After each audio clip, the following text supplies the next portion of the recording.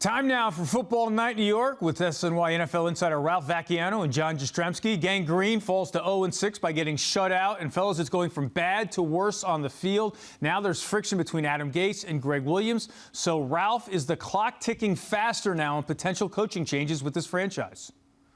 I would think so.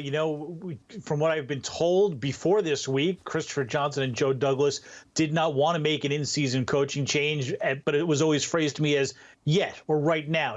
Things can change, and this was embarrassing. I mean, a shutout loss to the Miami Dolphins. You're not talking about one of the best teams in football, an offense that continues to completely sputter, and now you've got coaches that seem to be at odds. You kind of wonder what's next for this team. How could it get any worse? And you have to, at this point, think that it might be soon when Christopher Johnson or Joe Douglas might say, you know what, enough is enough. Let's stop the bleeding. You say soon. What do you think is keeping Adam Gase? What may keep him and coach a few more games here with this franchise? Well, in general, there's not really a point to making an in-season coaching change. It's not going to spark the team. And if it does, at this point, who cares? At 0-6, this season is basically over. So, you can't change a whole lot midstream. They'll still run the same offense, still run the same defense. So usually the only reason to do it is to appease the fan base, but there are no fans in the stands. So, again, that's not a factor. It might, the best reason to keep him around is just because, you're paying him this season and you're going to find a new coach next season anyways. So, why not? But at some point, they might have to decide that this has just become such an embarrassment that they have to do something.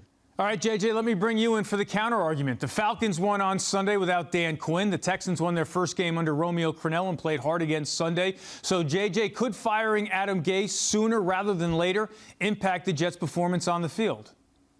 Well, Eamon, I think the answer to that question is yes, because it can't be any worse. I mean, you saw what we saw Sunday on the field against the Miami Dolphins. You've obviously watched the Jets over their first 6 games of the year. They don't do anything well. They have flat out mailed it in for this head coach. You get more emotion from the 40-year-old running back, Frank Gore. I think I'd rather Frank Gore go and coach this football team. But the reason why I would not make a coaching change is because I'm thinking bigger picture here. I'm thinking about that #1 overall pick. And if your goal at the end of this year is to end up with Sunshine, if your goal is to end up with Trevor Lawrence, I think your best opportunity in getting Sunshine is keeping Adam Gase for 16 games, stinking up the joint, and letting that be the result.